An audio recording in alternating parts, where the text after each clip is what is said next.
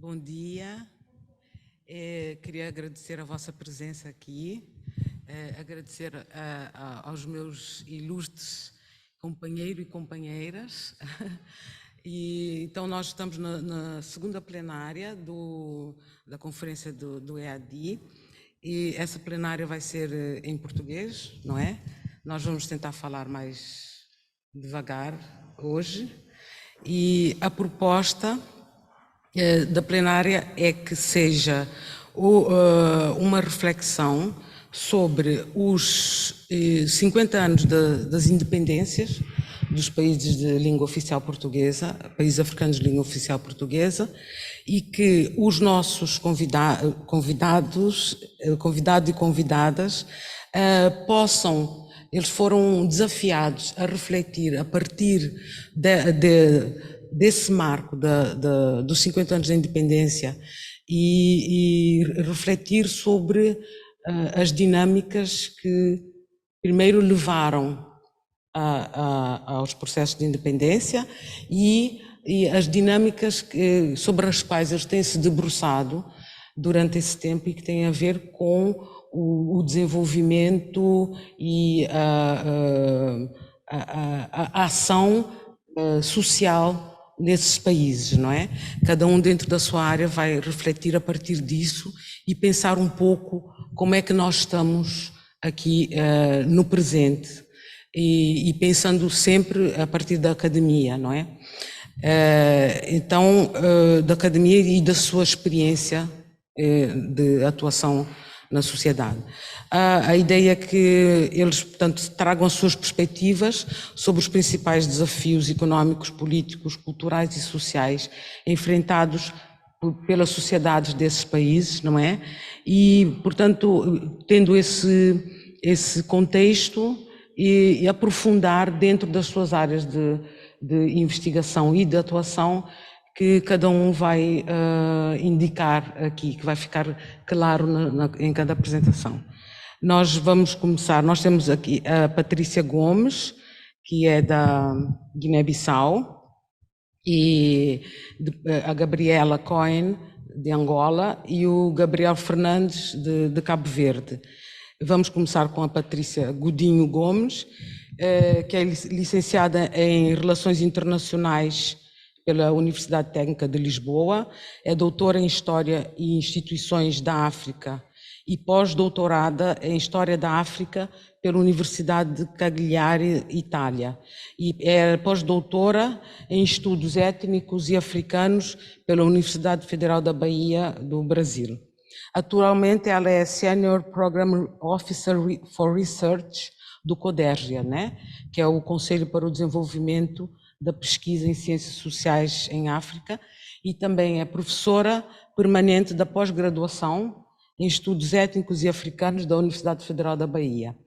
O título da apresentação da Patrícia é Rumo a Novos Ritmos de Desenvolvimento, Luta Anticolonial, Projeto de Sociedade e o Sentido da Independência nos PALOP, a experiência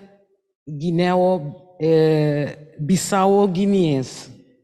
Patrícia, tens 15, 20 minutos já.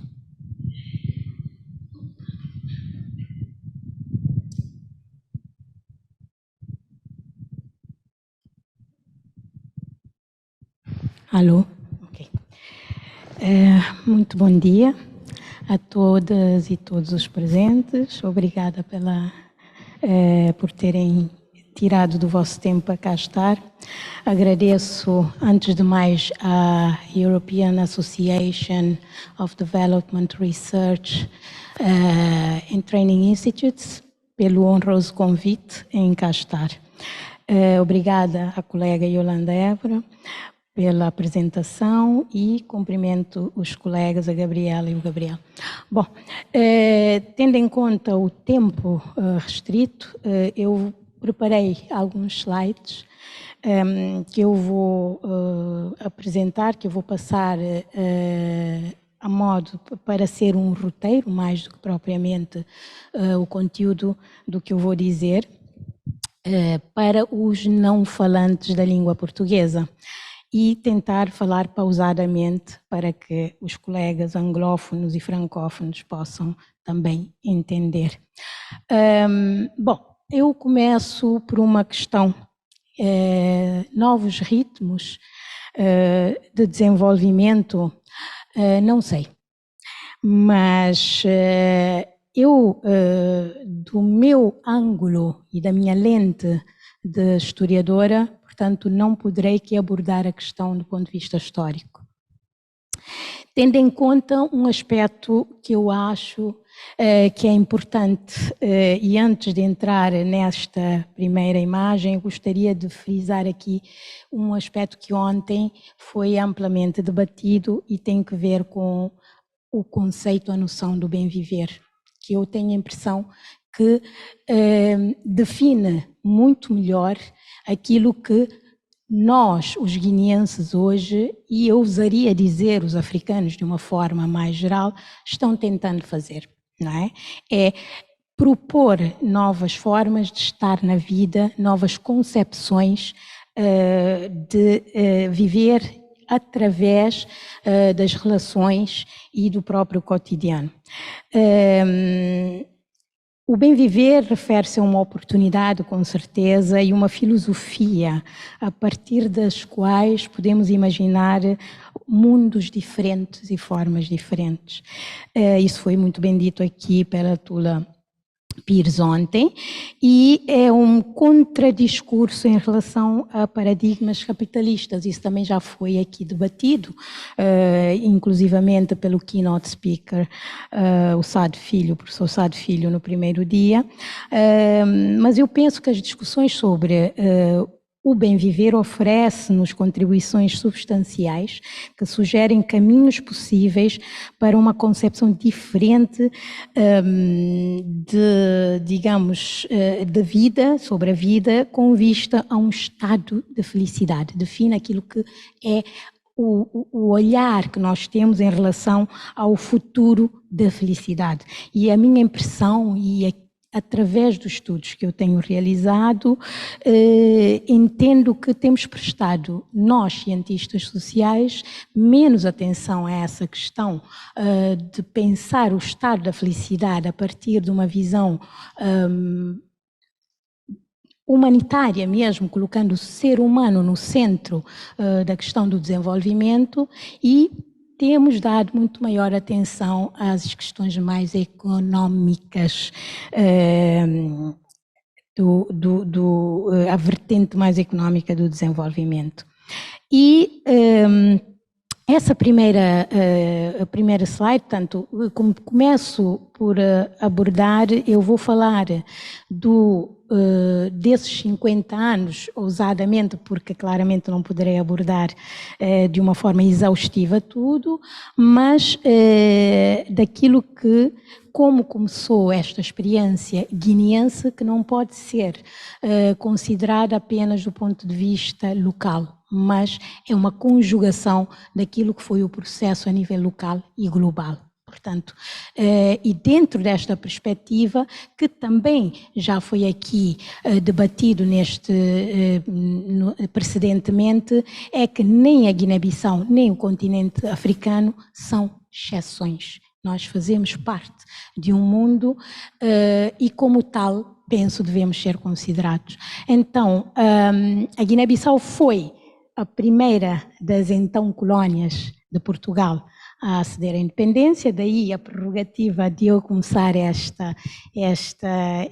painel, esta sessão, porque, no fundo, foi ali que,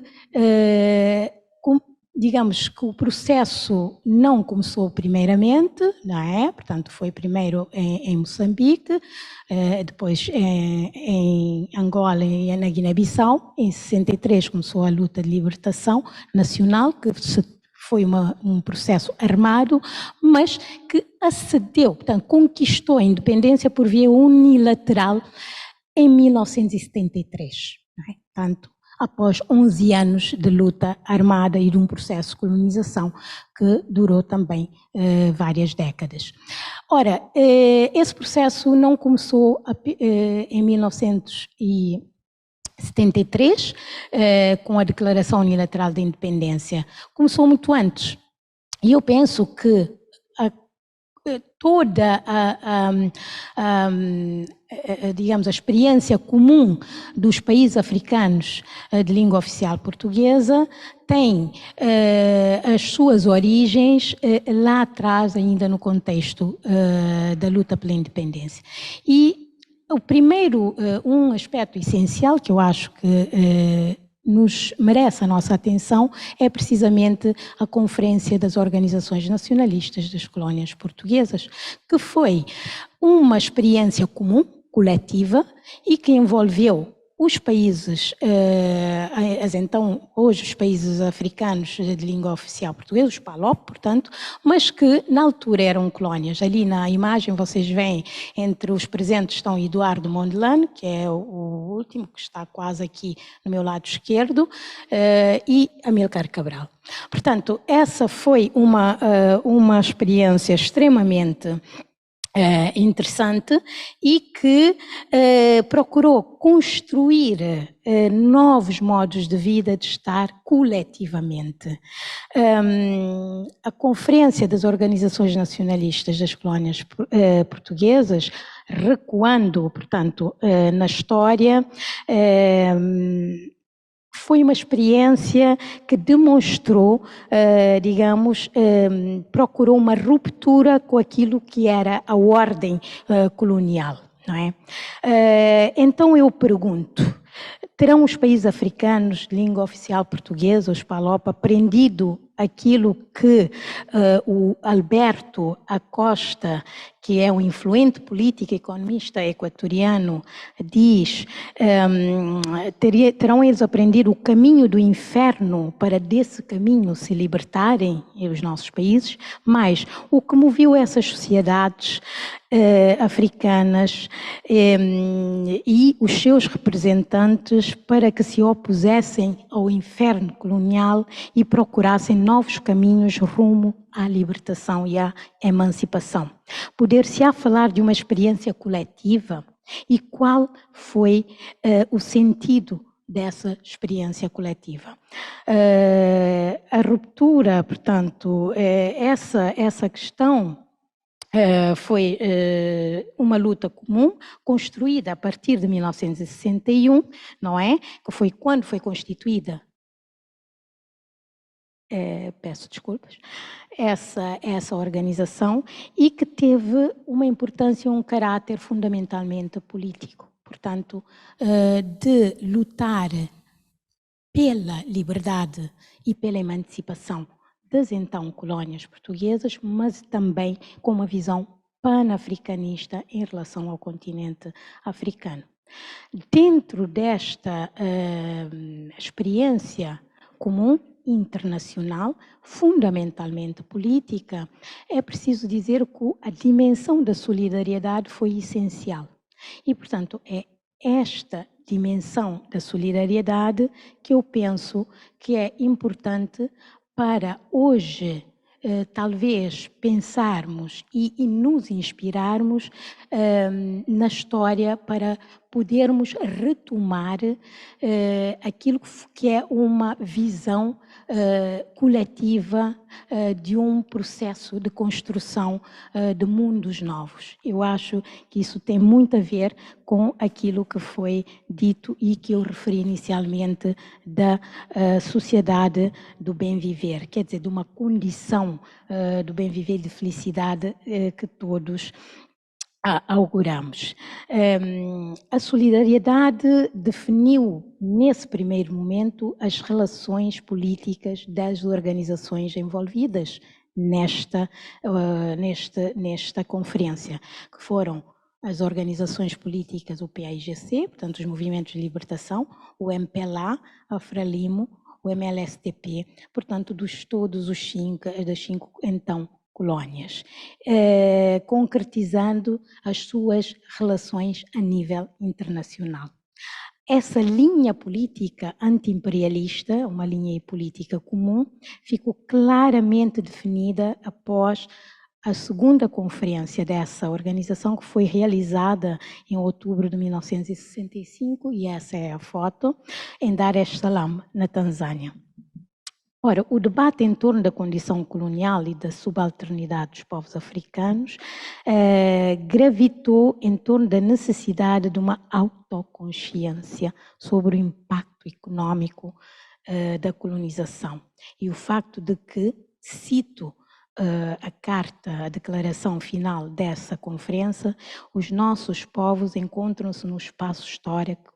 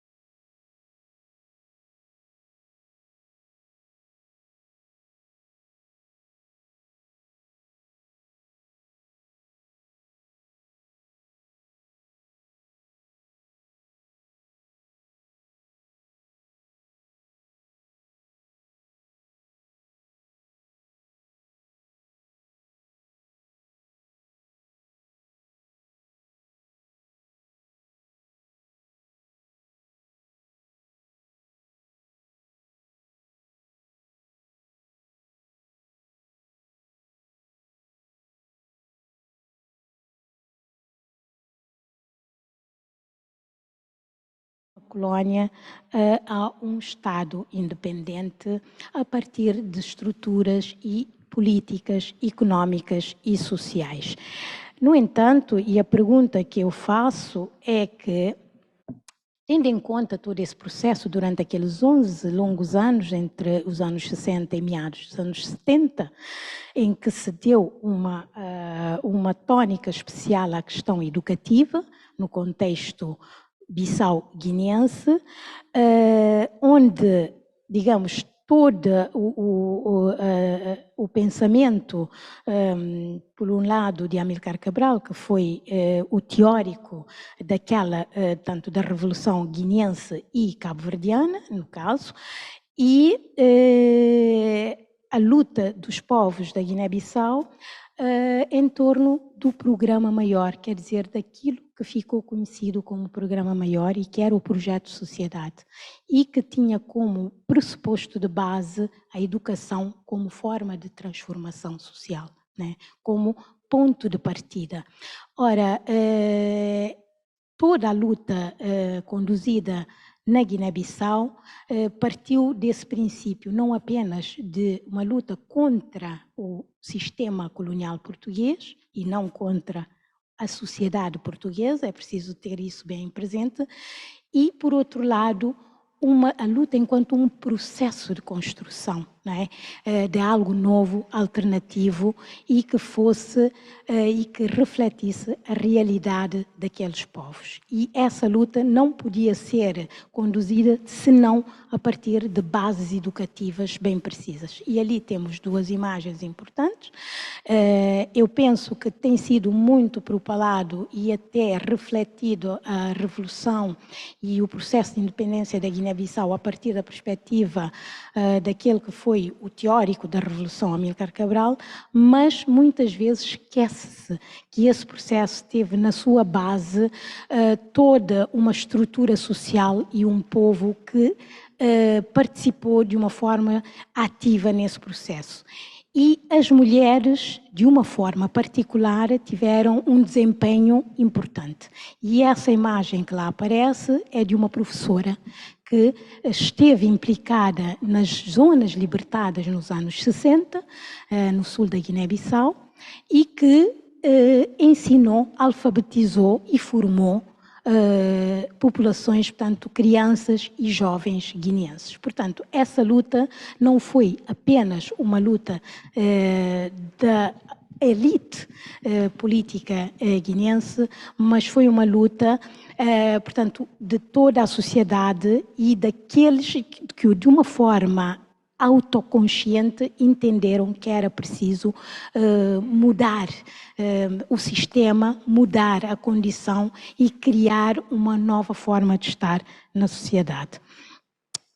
As mulheres participaram de uma forma ativa, no entanto, todo o processo conduzido e toda a ideia da nova sociedade, do projeto de sociedade, incluiu, ainda que tenha incluído as mulheres, não teve as mulheres nos lugares de decisão a participar como, digamos, atores tanto politicamente importantes em termos da decisão. E nesse sentido, eu penso que todo o aspecto, portanto, não vou aqui entrar nos pormenores das políticas, das políticas que foram educativas, que foram empreendidas a partir da independência e do reconhecimento, sobretudo, da independência por parte de Portugal em 1974, e onde o Estado guineense, a partir da sua formação, depois começou a organizar-se do ponto de vista político, jurídico e económico, mas, sobretudo, focar naquilo que foram as falhas, não é? De um Estado independente em termos da garantia dos direitos humanos e dos direitos sociais que tinham sido objeto de reflexão e que tinham sido objeto, portanto, base de um projeto de sociedade no âmbito da luta, do processo da luta pela independência e, portanto, o programa maior. O que é que terá, digamos, corrido mal para que esse projeto de sociedade pensado para garantir condições e direitos sociais com base numa educação e numa formação das populações guineenses, o que é que terá acontecido para que esse projeto não fosse, digamos, conduzido a bom porto, a bom termo. Vários foram os constrangimentos de uma política, com certeza, neoliberal, que se sucedeu nos anos após as independências, após a independência, e que aqui entra perfeitamente no que já foi debatido anteriormente nessa conferência, mas que criou constrangimentos a nível das políticas sociais da Guiné-Bissau e, sobretudo, de uma marginalização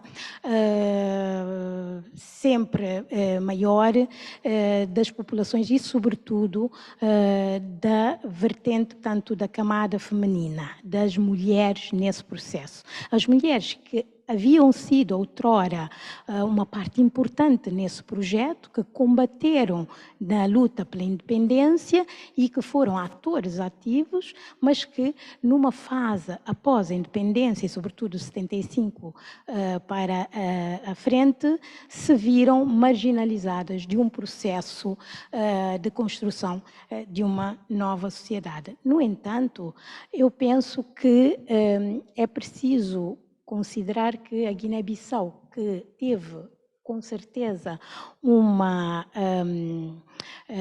percurso, uma experiência histórica que é importante, seja a nível do continente africano, mas sobretudo no âmbito dos PALOP, e que foi a primeira das colónias a aceder à independência e que teve e que é um símbolo nesse processo, mas que depois não conseguiu tornar concretas as suas lutas. Eu penso que há aspectos positivos nesse processo e nessas lutas e que têm que ver com aquilo que são as ações e as iniciativas de uma sociedade que que está-se a repensar, que se está a construir novamente a partir de paradigmas que são diferentes e que procuram, pelo menos, outras vias além do capitalismo, para além das políticas neoliberais. E essas respostas vêm de uma sociedade e, sobretudo, de mulheres que procuram, digamos, novos ritmos como resposta para a construção de novas sociedades. Ali é um curso, portanto, que eu ministrei em Bissau, recentemente, e virado, sobretudo, para a história das mulheres nesse processo de libertação. Então, como é que nós podemos pensar, seja o processo de desenvolvimento, seja a sociedade do bem viver, se não damos uma atenção especial, antes de mais, à questão educativa e da formação. É possível um desenvolvimento sem primeiro pensar no desenvolvimento cultural? Então, são essas as respostas que nós, na Guiné-Bissau, estamos a tentar dar, para além de um processo político complicado, com certeza, mas a partir, sobretudo, de elementos e de exemplos extremamente positivos. Eu, como docente universitária e como académica, entre a fotografia que eu antes mostrei como docente, não posso deixar de imaginar que é necessário um diálogo sistemático e produtivo entre a academia e a sociedade civil de uma forma mais geral e os movimentos das mulheres e os movimentos juvenis da sociedade de uma forma geral. Portanto, tudo aquilo que é construído e que é pensado em termos académicos, da formação em sala de aula, em termos da pesquisa fundamental, não pode prescindir de um debate e de uma reflexão a partir do conhecimento, digamos, da nossa realidade. E a nossa realidade local são essas senhoras, que são as bideiras, eu não soube exatamente como traduzir isso em inglês, que são as mulheres vendedeiras dos mercados do país, de uma forma geral, e que contribuem de uma forma extremamente positiva para essa nova forma de bem viver que nós tanto almejamos. E, portanto, os novos ritmos, quanto a mim, não sei se é uma outra forma de desenvolvimento, mas certamente é uma resposta e é uma contribuição para um estado de felicidade que nós temos estado a tentar construir, e é que eu tenho a certeza que são nesses exemplos positivos é que nós precisamos também ir beber um pouco para realizarmos pesquisas que fazem sentido. Muito obrigada.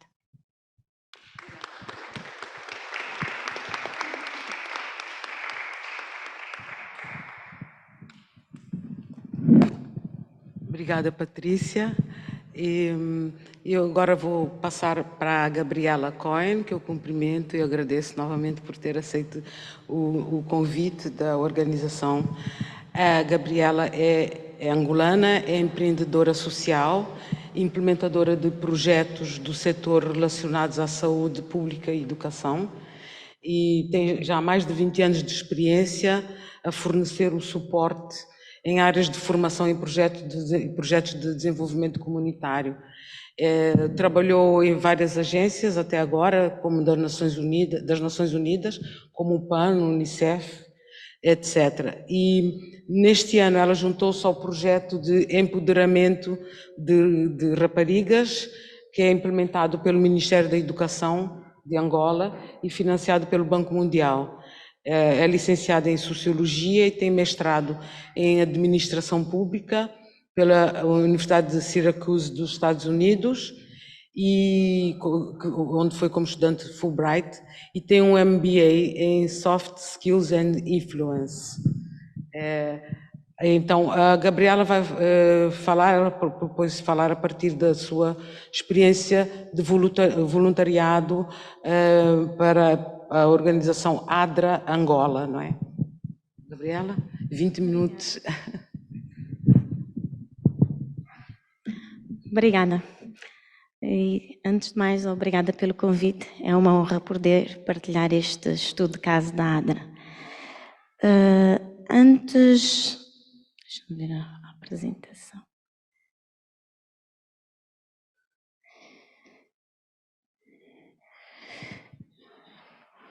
Enquanto esperamos pela apresentação, eu gostava de tecer 2 pequenos comentários. And probably I'll say in English just to save time. The first one is that I'm not an academic. So contrary to the rest of the panel, I've been working in a different projects, but my perspective is more to the field. What are we doing? Try to respond those models that we have been discussing. The second thing is that for me it's the first time that I'm going to be speaking in Portuguese, looking at the presentation in English, so please be patient. Bom, então eu vou começar. Eu vou fazer uma apresentação resumida daquilo que é a ADRA. A ADRA é a maior organização não governamental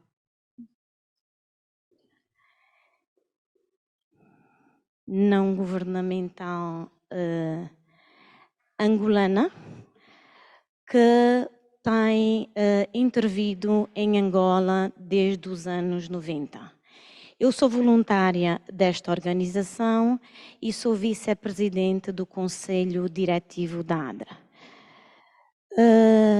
Eu, quando falo da ADRA, gosto muito de usar esta expressão de Nelson Mandela, que diz: "After climbing a great hill, one only finds that there are many more hills to climb."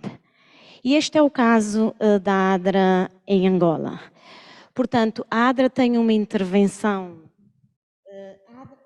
A ADRA foi criada de um pequeno sonho de pessoas que, nos anos 90, acreditaram que a transformação se dava através da educação. Portanto, pessoas essas que se juntaram numa altura muito difícil, porque era a altura da guerra, e que decidiram apoiar num projeto que era independente ao poder instituído na altura e num contexto muito peculiar. Portanto, a ADRA tentou inovar. E a inovação passava por quê? Concretamente por quê? Acima de tudo, por uma participação popular, ou seja, uma intervenção que desse oportunidade de participação inclusiva daquelas comunidades mais excluídas. Também passava por uma abordagem a partir das próprias comunidades, ou seja, a ADRA sempre teve como modelo de intervenção a auscultação, as análises de contexto, portanto, o construir fazendo.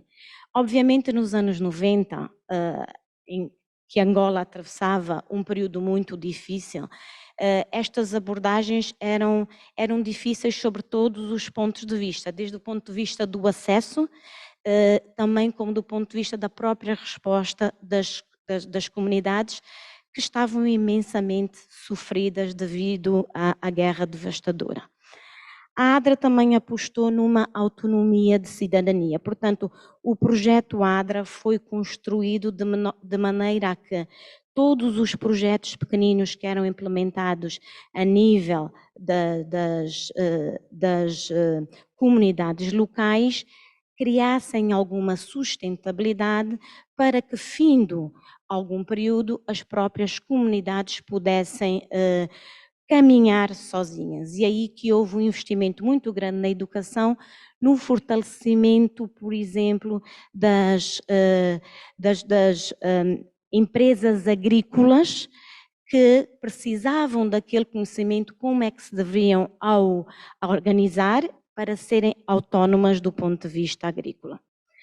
E a ADRA fez isto tudo, mas sempre não confrontando o poder instituído. Portanto, uma das grandes inovações ou dos novos ritmos da ADRA foi preservar a sua independência enquanto organização, mas também dialogar e construir pontes sempre com o governo, de maneira a permitir que o governo pudesse beber um bocado dessa experiência, destes diálogos e acima de tudo, do governo poder aprender estas metodologias tão faladas aqui de como não excluir, de como transformar, de como empurrar então para este desenvolvimento. Obviamente, neste contexto, esta intervenção da ADRA é num contexto muito difícil. Para quem conhece Angola, sabe que, independentemente do corrente ou do frequentemente falado, não é? Que Angola é um país extremamente rico e que é um país com grande potencial, a verdade é que o nosso contexto apresenta grandes desafios.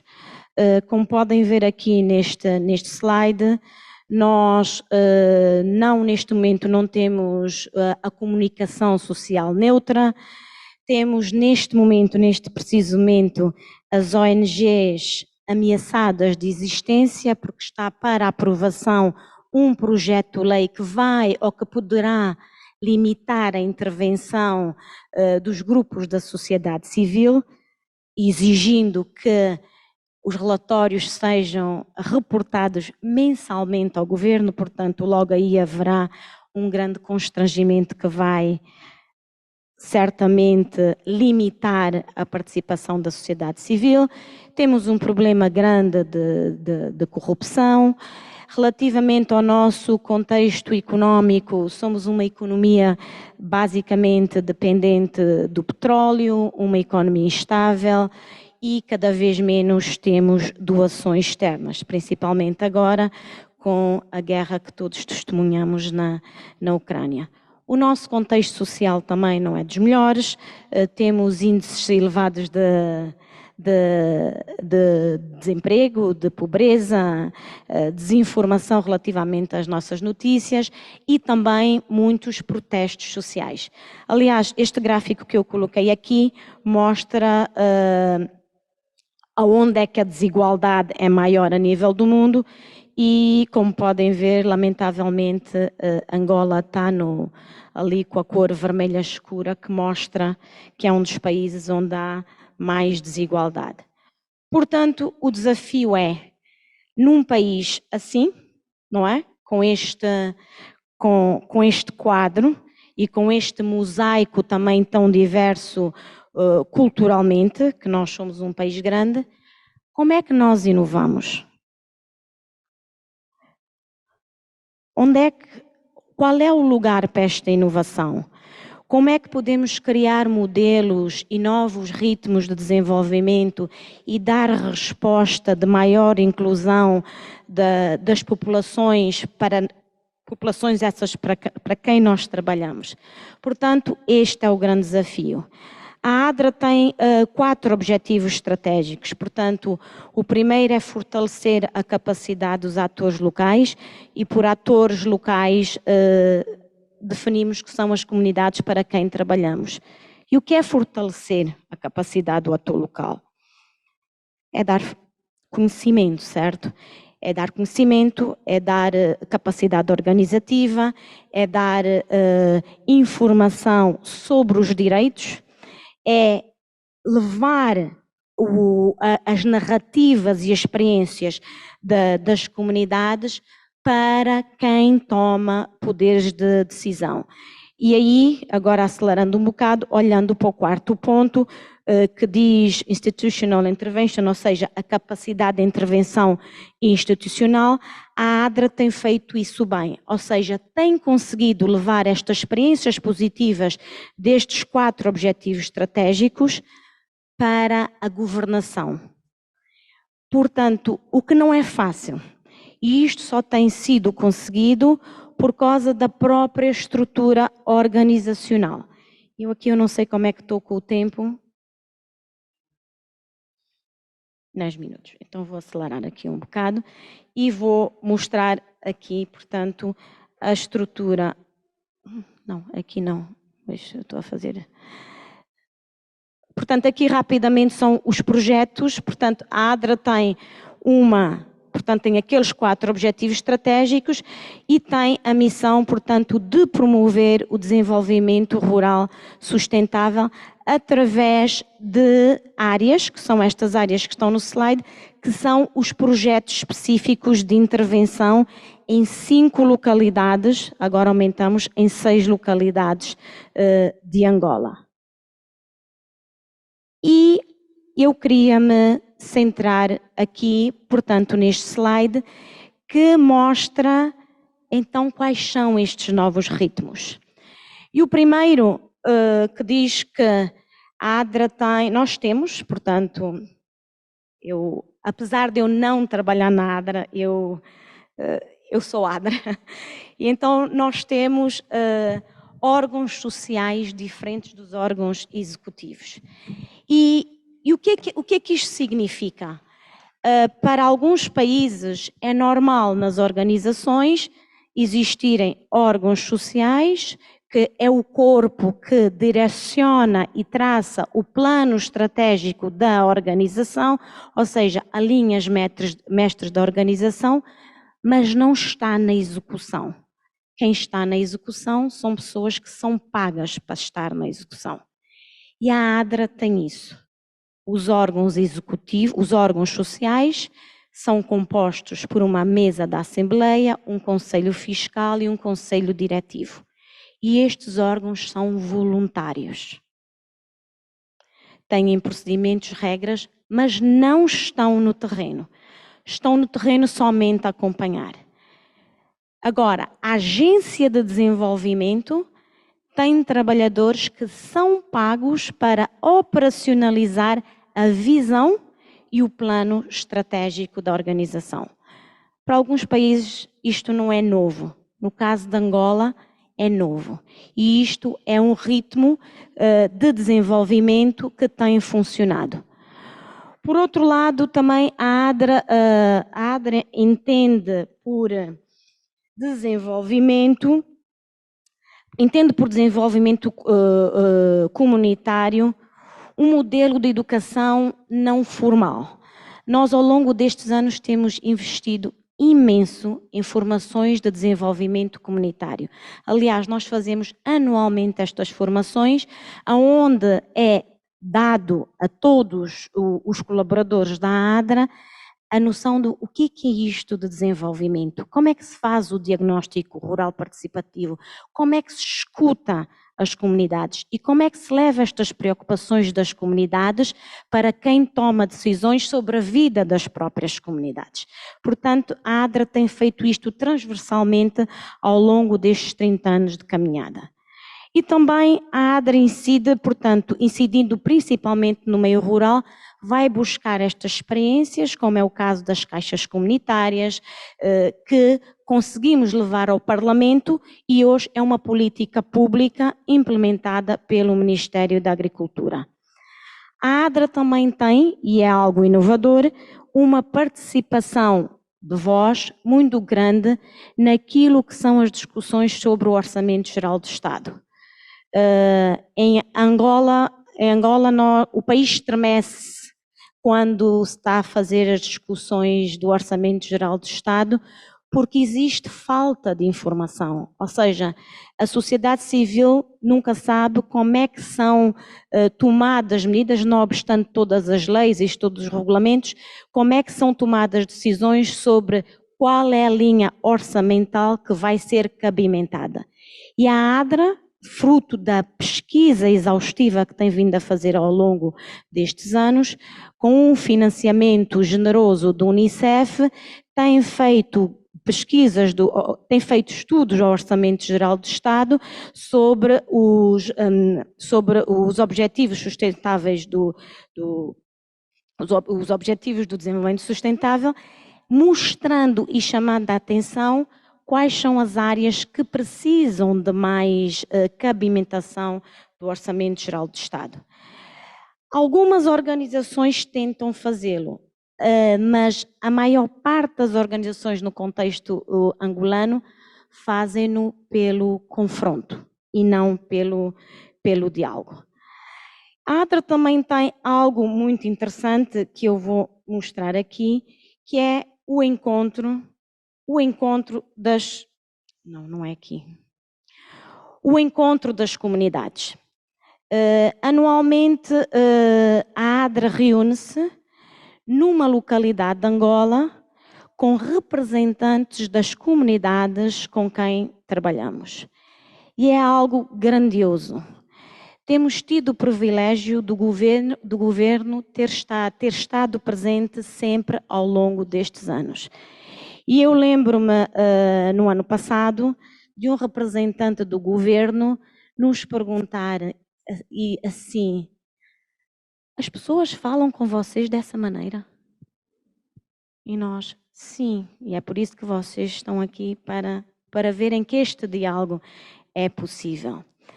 Neste último encontro das comunidades, testemunhamos várias perguntas, mas também uma delas foi para onde é que nós vamos nos próximos 5 anos? Porque, obviamente, cada vez há menos recursos e também porque não conseguimos a tal sustentabilidade que tanto aspirávamos 30 anos atrás. E este encontro tem como objetivo as pessoas mostrarem também as suas angústias e falarem do bem viver, do bem-estar e como é que querem que a intervenção seja feita. E isto ajuda-nos a traçarmos um caminho melhor para o futuro e ajudou-nos imenso a desenharmos o próximo plano estratégico que já temos desenhado, cuja implementação deverá custar 27 milhões de dólares. Portanto, não é fácil. Agora vamos entrar na parte de angariação de fundos para concretizarmos este sonho. Por fim, eu sei que já tenho um minuto, e eu talvez dizer que enquanto a ADRA faz este climbing the mountain, muitos daqueles que são, como eu, os voluntários da ADRA e alguns colaboradores, hoje já têm posições no governo. Portanto, são pessoas que também já fazem parte da tomada de decisão. Então, o que nós queremos é que nestes novos modelos e nestes novos ritmos de desenvolvimento, é que estas pessoas que escalaram a montanha e abraçaram o sonho dos fundadores, como Fernando Pacheco e outros, levem estes processos participativos, levem esta mensagem da importância da cidadania, da não exclusão, da inclusão das mulheres, da escuta ativa para as suas novas políticas que nós queremos que sejam mais humanizadas e centradas mais na pessoa. Portanto, o nosso foco é que este contágio aconteça dentro, portanto, das metodologias que nós vamos defendendo. Nós acreditamos que todos os dias as pessoas mudam e que haverá muito mais montanhas para se escalar, e é nessa escalada que também que a noção de desenvolvimento, né, se vai mudando. E eu termino só por dizer que a palavra-chave é como o keynote speaker do primeiro dia disse, o Sr. Alfred, é mesmo commitment. É o comprometimento que vai mudar e que vai fazer com que nós abracemos as novas metodologias e os novos ritmos para continuarmos a dançar. Obrigada.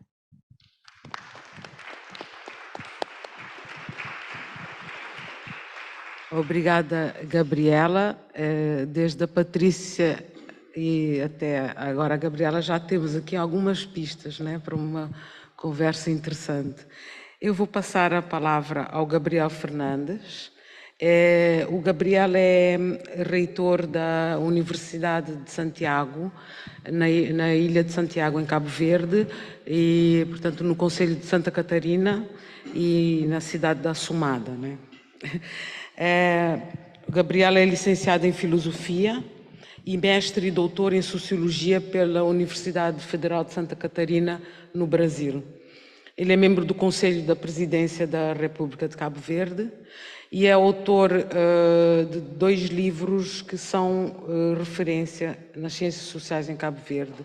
O primeiro, A Diluição de África, que eu recomendo a leitura, que é um livro que é um marco nas ciências sociais em Cabo Verde, e o outro é o Em Busca da Nação. Também recomendo, não fico sem o título.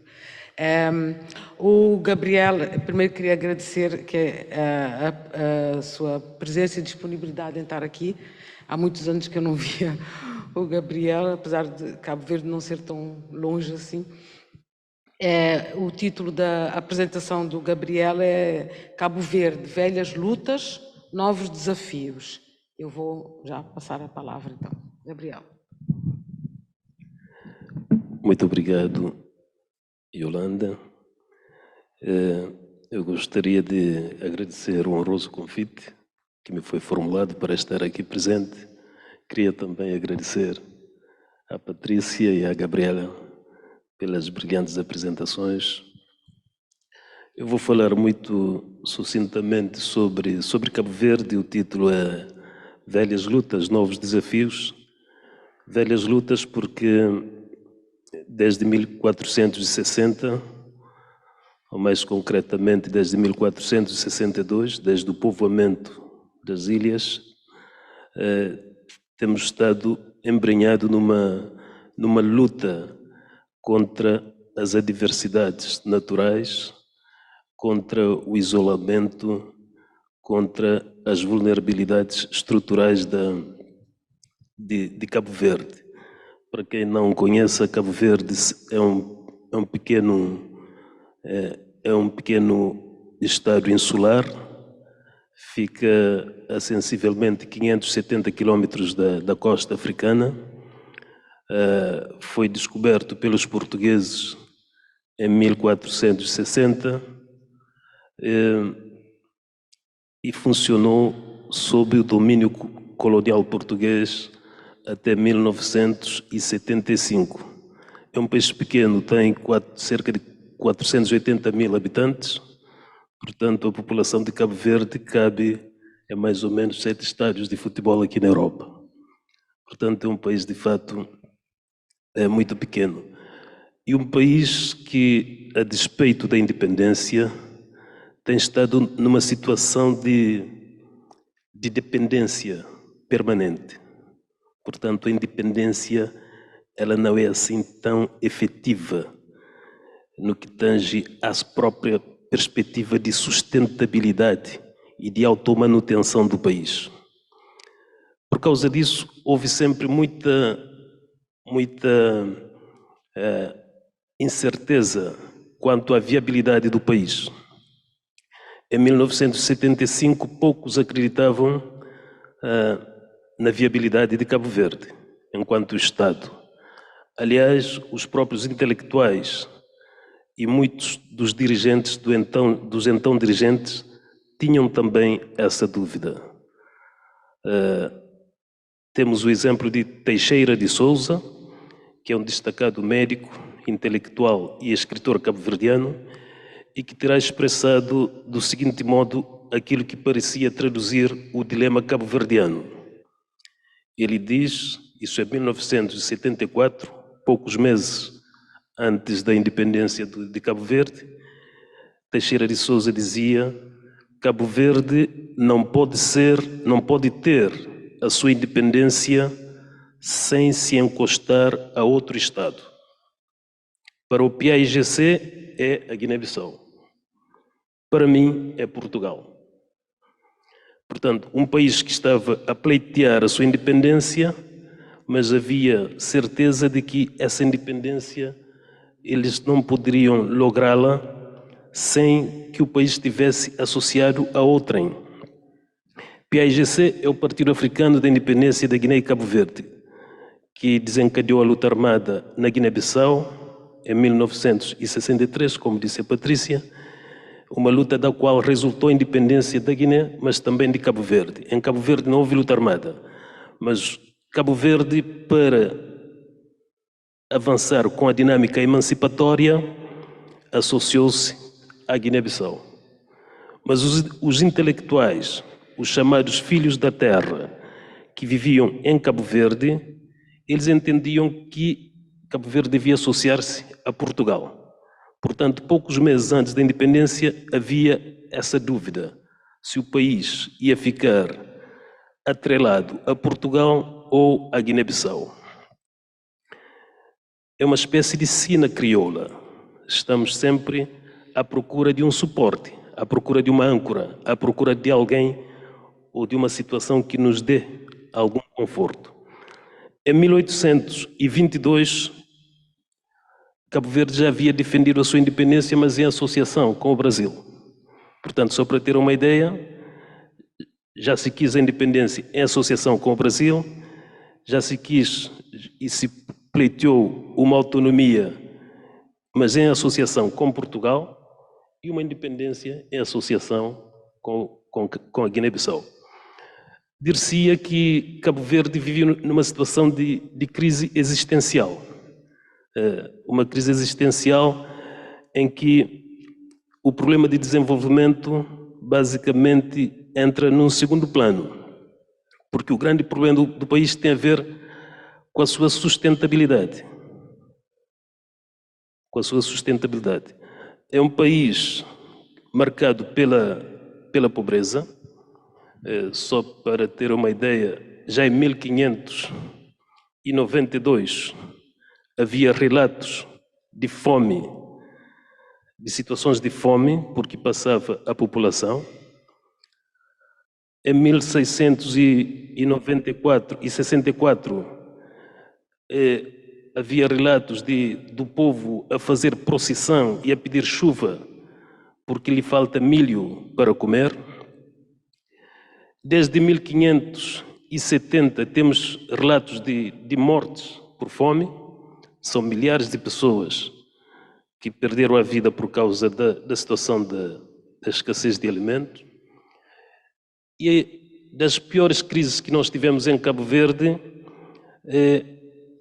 uma foi um pouquinho antes da nossa independência, em 1947, que resultaram cerca de 40 mil mortes. Portanto, quase 30% da população de então faleceu por causa da fome. Esta situação terá criado uma espécie de síndrome da orfandade por parte dos cabo-verdianos. Todos entendiam que não havia condições para o país se manter, para o país sobreviver sozinho. E todos entendiam que fazia todo sentido que o país tivesse um suporte. E esta situação perdura até hoje, no meu entender. Ou seja, nós temos um déficit de confiança que resulta da nossa situação de carência. Acho que o país vive sob o espectro da crise, sob o espectro da escassez. Não é um país de abundância, é um país de escassez. E com isso, entendo que ainda hoje continuamos a querer que os outros nos ajudem, a procurar ajuda. O país conseguiu índices muito interessantes, temos indicadores muito interessantes, a independência terá valido a pena, mas continuamos a gerir doações.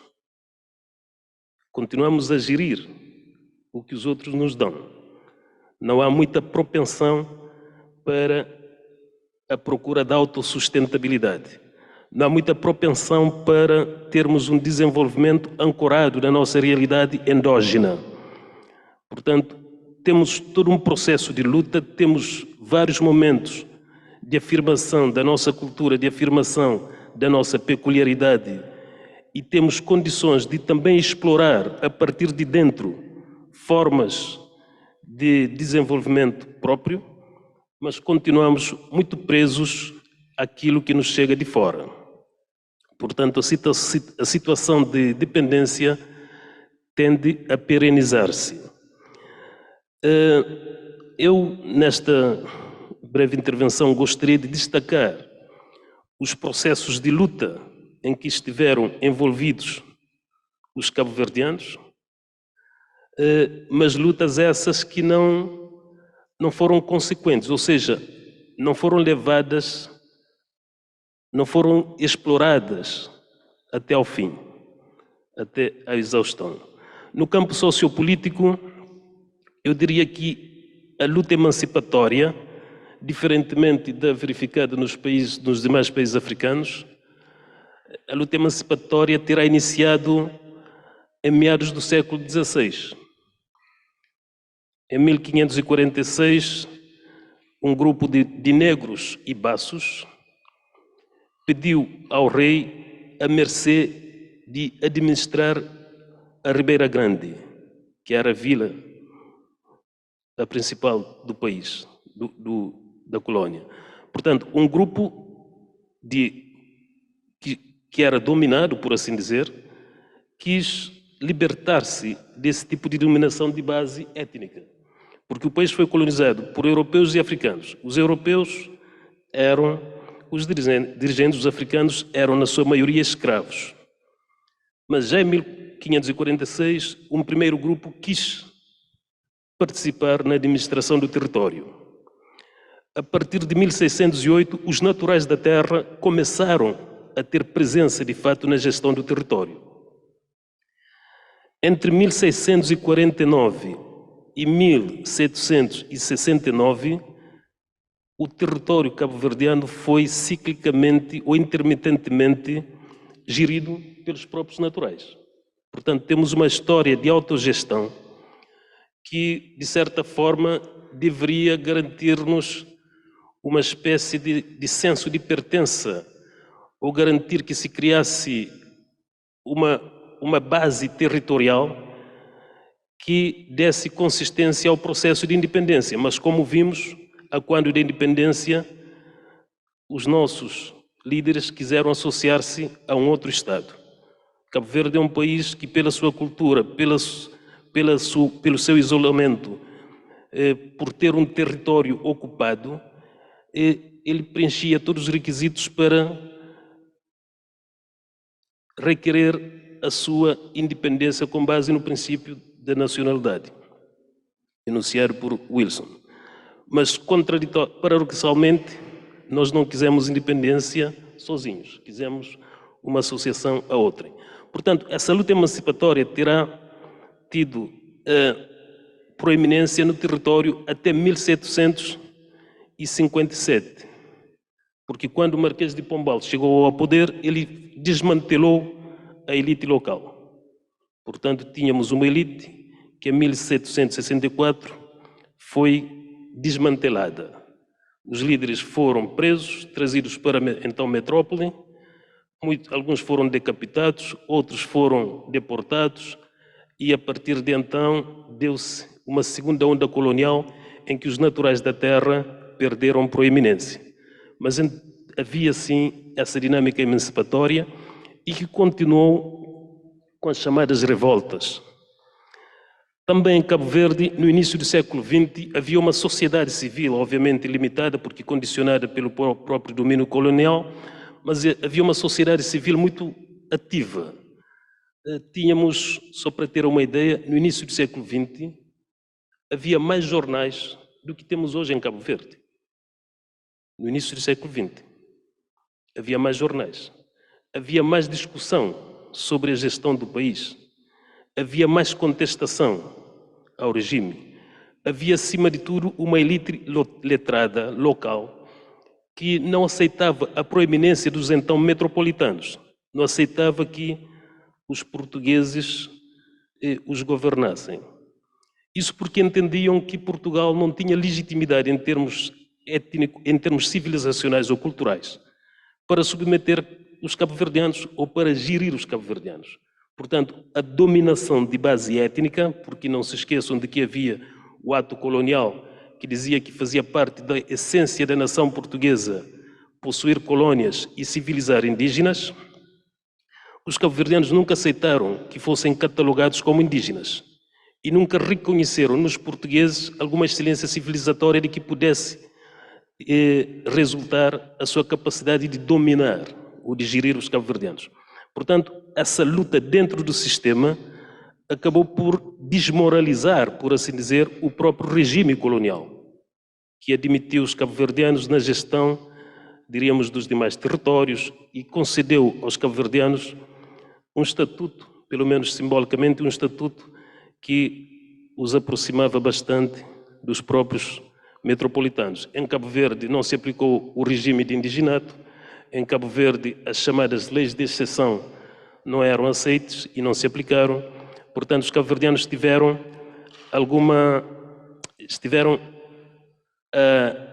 de certa forma, a pedir uma espécie de homologia étnico-civilizacional ou cultural-civilizacional que, no fundo, impedia essa descontinuidade absoluta entre o colonizador e o colonizado.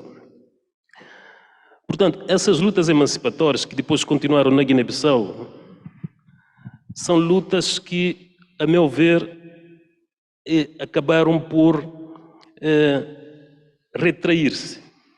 Ou seja, contraditoriamente, apesar da independência, apesar dos ganhos advenientes dessa independência, nós continuamos numa situação de vulnerabilidade. Nós continuamos à espera que os outros nos deem garantias de sobrevivência. Continuamos demasiado presos às dinâmicas que são transpostas para lá, sem nos acautelarmos e sem levarmos em consideração as nossas especificidades. Ou seja, 48 anos após a independência, Cabo Verde continua com cerca de 40% da população a viver na pobreza. Isso para nós é complicado. Obviamente que o país tem testemunhado avanços consideráveis, a vários níveis. Estamos no contexto dos PALOP, dos chamados PALOP, dos países africanos de língua oficial portuguesa, estamos, de certa forma, à frente em muitos aspectos. Isso é de se louvar, porque é o único país que é marcadamente pobre, isolado e carente de recursos. É o único país onde se morria de fome antes da independência. Mas desde a independência ninguém morreu de fome. Isso é um grande ganho. Ao nível em termos do índice de desenvolvimento humano, ocupamos o lugar 128, atrás do Brasil e de Portugal. Portugal é 38, Brasil 87, mas estamos à frente de todos os demais. A esperança de vida em Cabo Verde é de 71 anos. Estamos à frente de todos os demais países de língua portuguesa. A mortalidade infantil em Cabo Verde é de 24 por mil. Também estamos aquém do que se verifica em Portugal, que é de 4 por mil, mas muito à frente dos demais. A alfabetização, estamos com 81% a taxa de alfabetização. No que tange à corrupção, temos um índice muito interessante. Estamos atrás de Portugal. Portugal tem 6,3, nós temos 4,9. Liberdade da imprensa, a mesma coisa. Índice de democracia, estamos à frente do Brasil e dos demais países. Portanto, há vários avanços em várias frentes. Mas continuamos com cerca de 202 mil pobres. Ou seja, 202 mil que vivem com menos de 2 euros por dia. É como se eu disse que a nossa população podia ocupar 7 estádios de futebol aqui na Europa, mas é como se 3 desses estádios estivesse repleto de pessoas que basicamente passam fome. Portanto, a situação continua altamente periclitante e altamente preocupante. A meu ver, é fundamental que se explorem mecanismos de emancipação e de ruptura com a situação de dependência. E esses mecanismos devem passar pelo aproveitamento de recursos endógenos, pela criação, diríamos, pelo desenvolvimento de políticas que, de certa forma, nos retirem dessa tal síndrome de orfandade. Não podemos ficar à espera de tutor ou de tutela. Por exemplo, nós continuamos a importar modelos de desenvolvimento que podem não ter muito a ver com a nossa realidade. Aquilo que disse a Patrícia, será que as lutas, será que os direitos pelos quais os combatentes lutaram, esses direitos estão sendo garantidos? Será que não houve retraimento? Quando pegamos a nossa sociedade civil, hoje em dia o país tem, como vimos em termos de educação, temos 81% de taxa de alfabetização, temos milhares de quadros, mas temos uma subserviência que, no fundo, neutraliza qualquer potencial emancipatório. O Estado continua a se sobrepor a tudo e a todos. A heteronomia do sistema continua a bloquear a autonomia do indivíduo. Portanto, isso é problemático.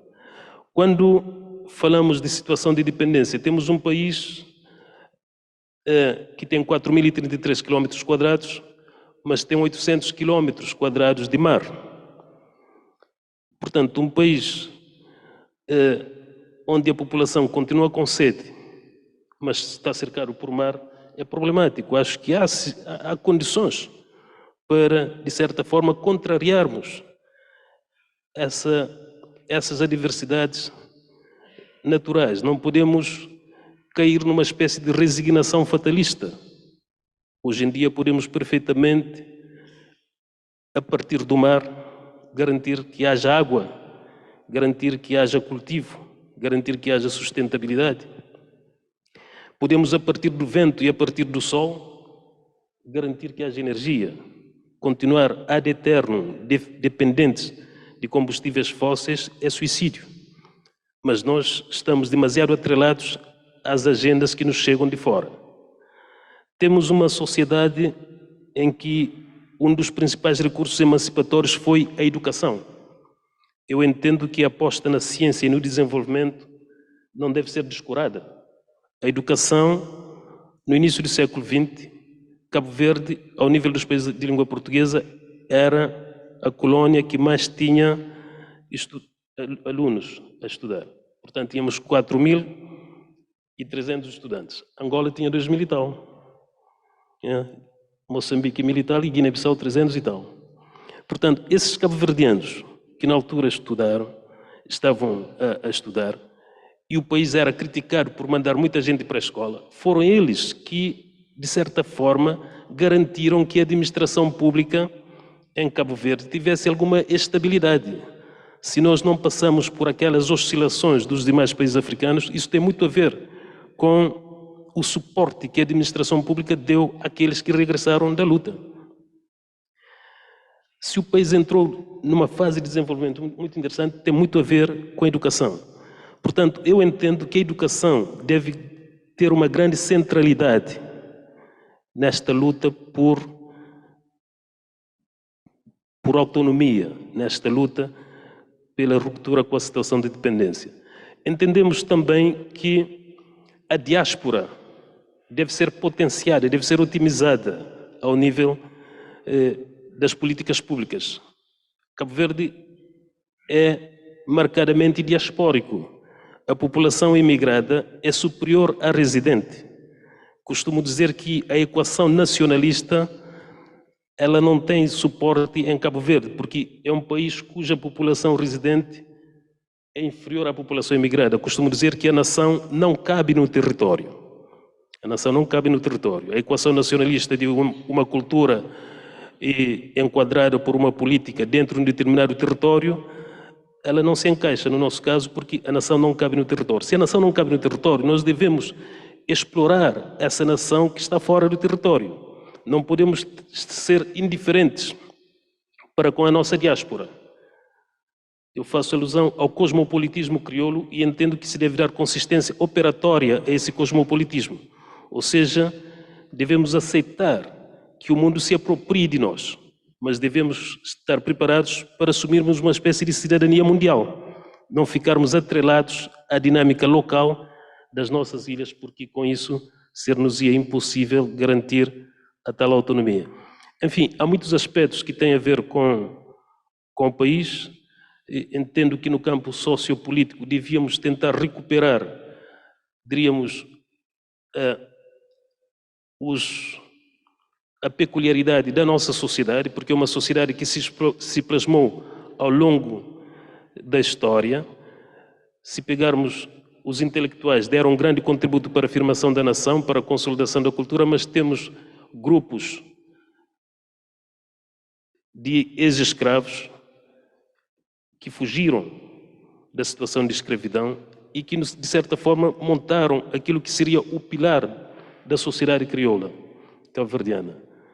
Ou seja, as mulheres que sequer eram gente, a mulher escrava era tida por peça. Essa mulher, ela foi revalorizada por aqueles que também sequer eram gente. A mulher é coisa sagrada, pelo menos já foi, atinge uma certa aura de sacralidade. A mulher no interior das ilhas. O poder da palavra, o poder da família, mas não é família com laços de parentesco, de consanguinidade, é uma família alargada, que é da comunidade. Quem é da comunidade é da família. Criam-se laços, criam-se sensos de pertença, criam-se redes de cumplicidade e de solidariedade que, a meu ver, foram descuradas ao longo da história. Portanto, fomos importando modelos, o neoliberalismo está muito presente, mas aquelas velhas formas do estar junto comunal, aquelas velhas formas de sociabilidade, de companheirismo, de solidariedade, foram se perdendo. Entramos num processo de individualização, como se diz aqui na Europa, há uma exacerbação da individualização, mas na Europa temos o welfare state. Em Cabo Verde não temos o welfare state, portanto temos o indivíduo que fica sozinho. Portanto, esse indivíduo, sem a comunidade da aldeia, sem a proteção da família, sem o amparo do Estado, ele tende a entrar numa situação de antagonismo com a própria sociedade. Portanto, é fundamental, a meu ver, que o país se reencontre consigo mesmo. Ou seja, que procure as suas âncoras e não fique demasiado preso àquilo que lhe é dado a conhecer e àquilo que lhe chega a partir de fora. Muito obrigado.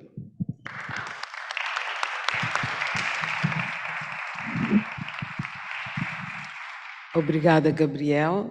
E nós agora vamos ter cerca de 10 minutos para uma conversa com a audiência. E enquanto eu sei que as pessoas às vezes precisam aquecer um pouco para fazer as suas questões, eu vou lançar um comentário que depois, se vocês quiserem, podem incorporar quando tiverem a responder às pessoas. Tudo o que disseram foi muito importante a partir de cada contexto e de cada lugar. E eu diria que quando estávamos a conversar sobre esta plenária, o que ficou muito destacado nas nossas discussões era assim, cabe às ciências sociais pensar um pouco mais e indicar, não é? O que é que as nossas sociedades estão a pensar para o futuro. Mesmo a partir da proposta desta sessão plenária, que é sobre os 50 anos e como é que são as sociedades, e a partir dos nossos lugares, com uma intervenção direta na sociedade e também como cientistas sociais, cabe-nos dar essas indicações, não é? A Patrícia falou do contradiscurso possível, porque nós temos um discurso sobre o que é que esses países são, né? Que é um discurso que é muito influenciado de fora para dentro, não é? A Patrícia agora está no CODERJ, que há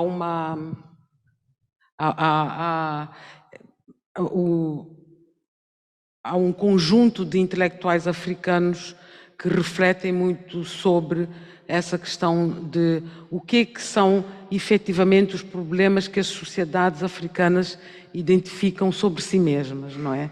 Então eu acho que o desafio, inclusive a partir das vossas colocações, tem a ver com isso. A Patrícia falou sobre qual é o contradiscurso possível, não é?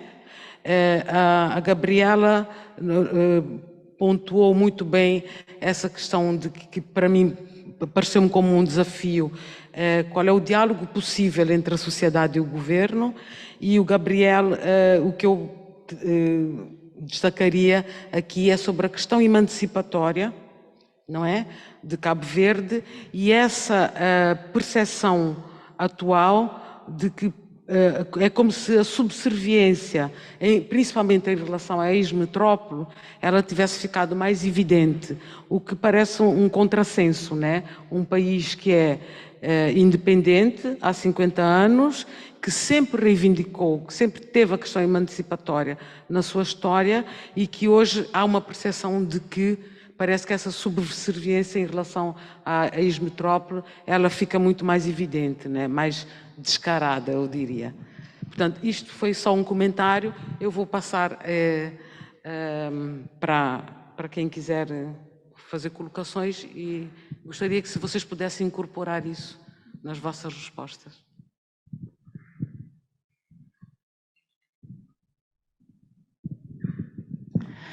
Bom dia, chamo-me Susana Réfega, sou do CESA, mas o meu percurso tem sido muito com a sociedade civil. Infelizmente já não apanhei a apresentação da Patrícia, tenho pena, mas tenho duas perguntas, uma para a Gabriela e outra para o Gabriel.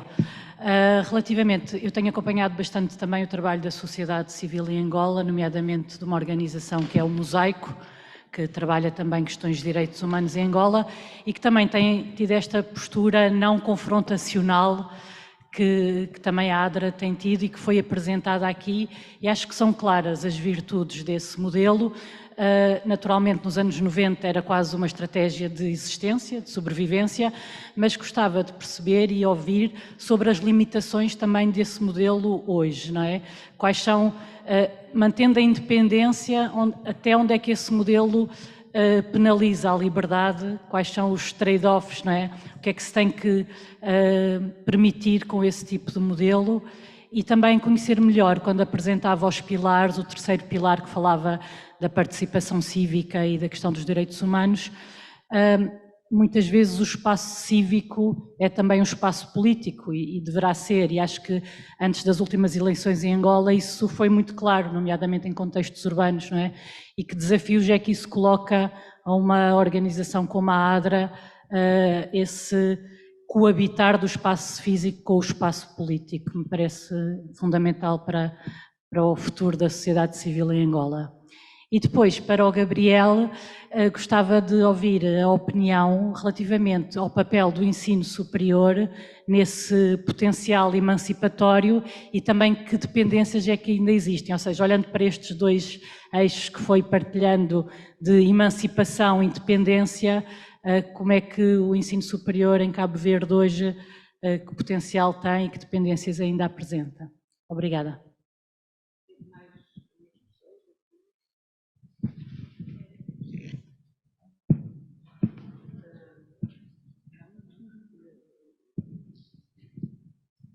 Obrigada. Rapidamente, meu nome é Kei Otsuki, da Universidade de Utrecht, na Holanda.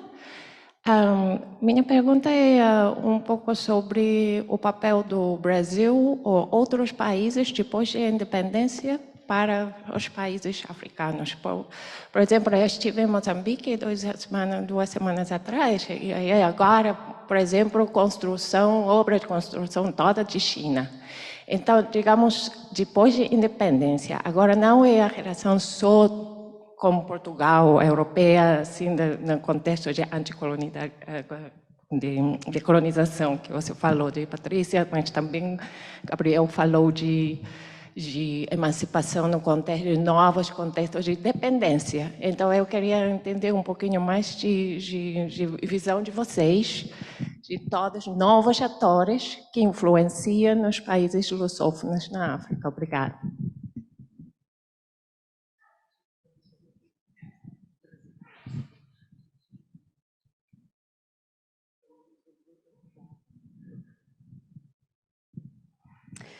Bom dia. Eu, antes de mais, meu nome é Rita, sou da Plataforma Portuguesa das ONGs de Desenvolvimento e gostaria de congratular esta conferência pela oportunidade de ter aqui acesso à perspectiva de intelectuais dos PALOP, que é muito importante ter e é muito raro, infelizmente. E eu centrava a minha pergunta, eu acho que houve as três intervenções acabaram por tocar em algumas das coisas que eu gostava de aqui perguntar, mas procurando aqui talvez uma síntese disso. Portugal aprovou no final do ano passado a nova estratégia de cooperação portuguesa, em que os PALOP são países parceiros prioritários, não é? Portanto, neste sentido, e tendo em conta o que disseram e aquilo que são as perspectivas pós estes 50 anos de independência, como é que realmente novos ritmos de desenvolvimento podem aqui ter lugar nesta cooperação entre Portugal e os países parceiros, e aqui o papel também muito importante na nossa perspectiva da sociedade civil organizada, com eu pessoalmente conheço bem o contexto da Guiné-Bissau e de Cabo Verde, com muita força da sociedade civil organizada de base nos dois países e, no fundo, qual o papel que a sociedade civil organizada pode ter também neste diálogo. Obrigada.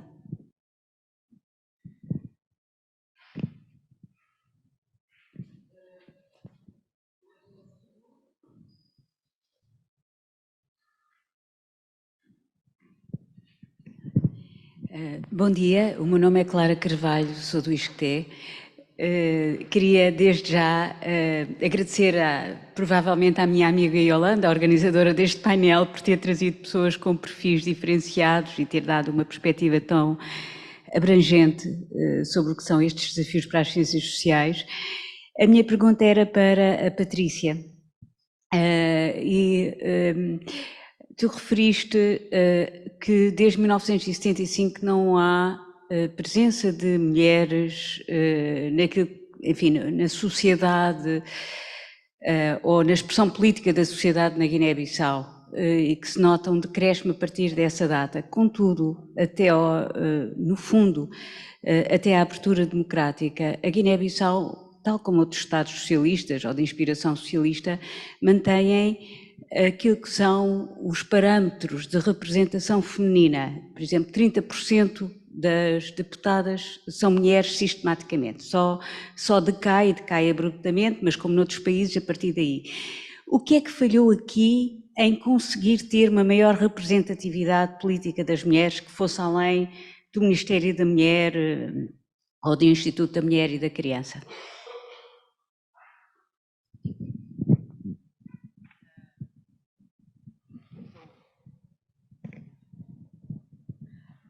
Vou passar a palavra, e, então se calhar começa a Patrícia.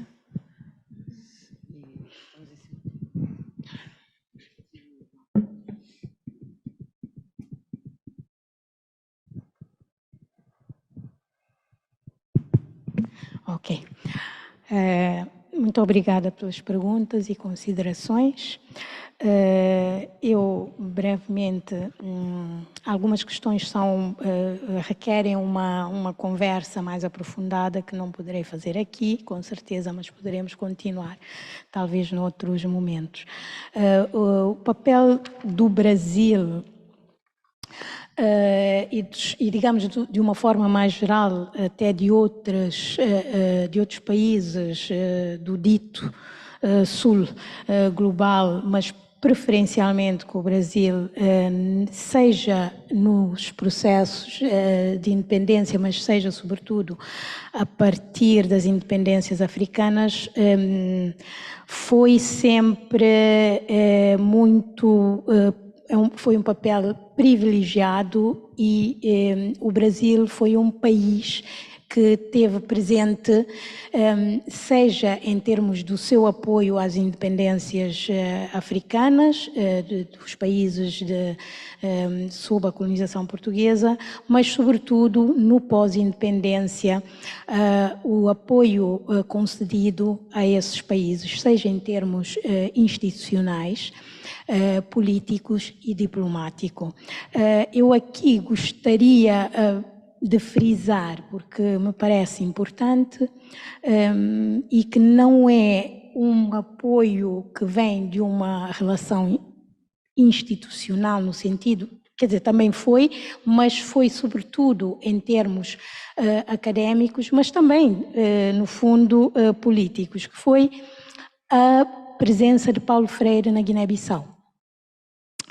Em 82, Paulo Freire visitou o país, portanto, já após, não apenas a independência, mas inclusivamente após a cisão da política da Guiné-Bissau e Cabo Verde. Portanto, após o golpe, o movimento reajustador dito 14 de novembro de 80.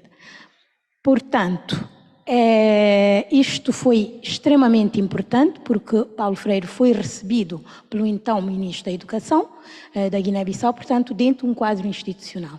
E foi pensada nessa altura toda uma política educativa para o país, portanto, a implementação no setor da educação de uma política de desenvolvimento da alfabetização e da educação na Guiné-Bissau, que teve os seus frutos nessa década de 80, até meados da década de 80, mas que infelizmente foi interrompido por uma série de adversidades e de percalços que caracterizaram o país logo a seguir, seja pela adoção de políticas neoliberais, portanto, que depois caracterizaram as escolhas e políticas da Guiné-Bissau a partir daí, e depois, mais adiante, a partir do quadro da abertura política, também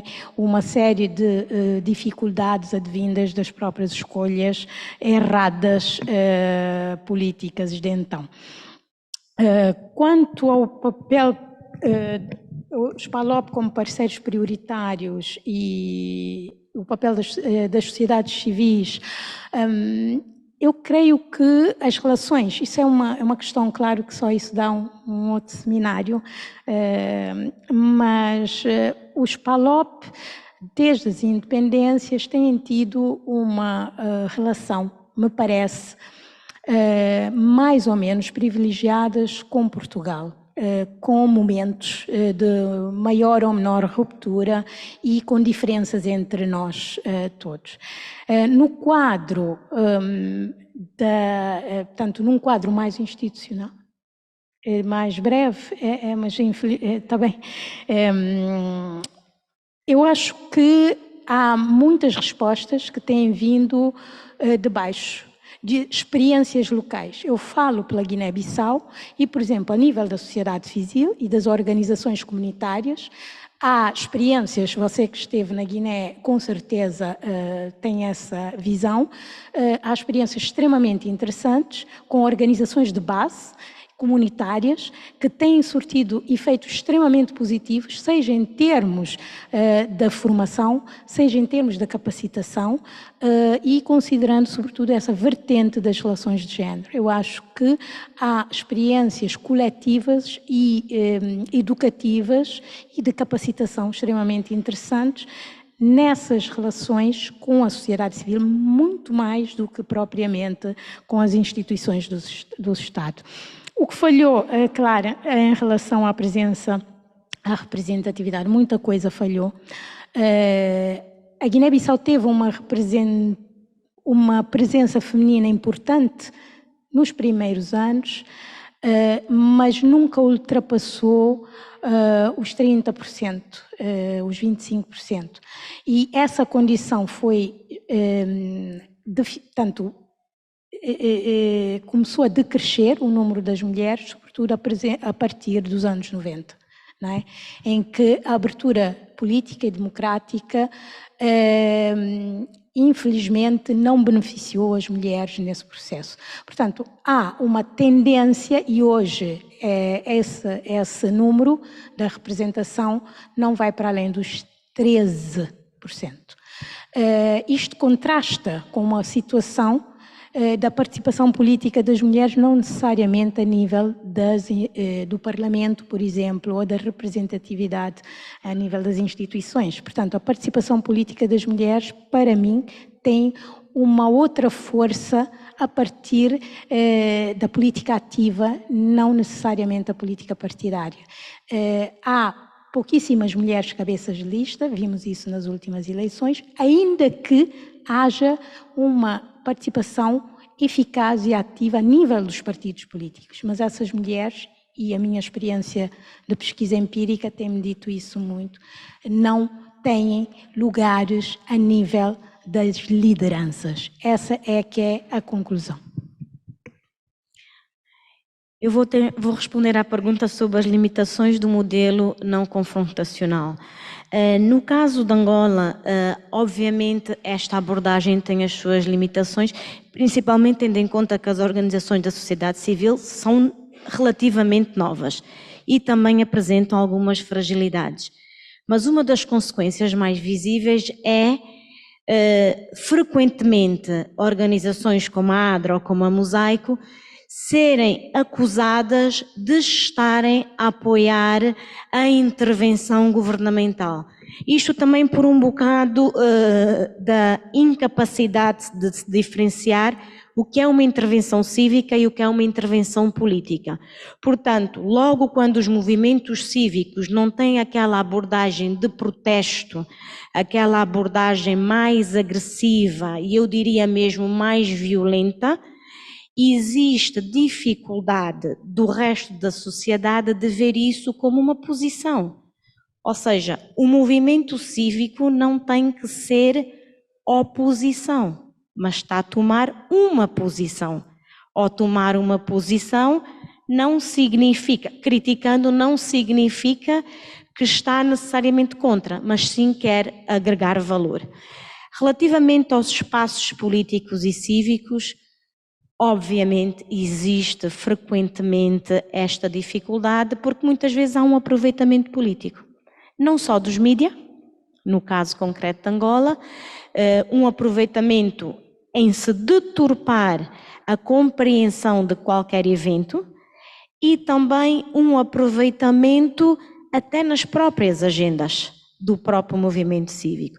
Portanto, existem estas limitações que estão que nós vimos eu não quero usar a palavra combater, que é uma palavra forte, temos vindo a mitigar esses efeitos, mas que são, obviamente, consequência desta abordagem não tão confrontacional. Bem, muito rapidamente, acho que a Patrícia e a Gabriela já responderam a algumas das questões. Portanto, relativamente ao ensino superior, o contributo ou o potencial emancipatório do ensino superior, eu entendo que,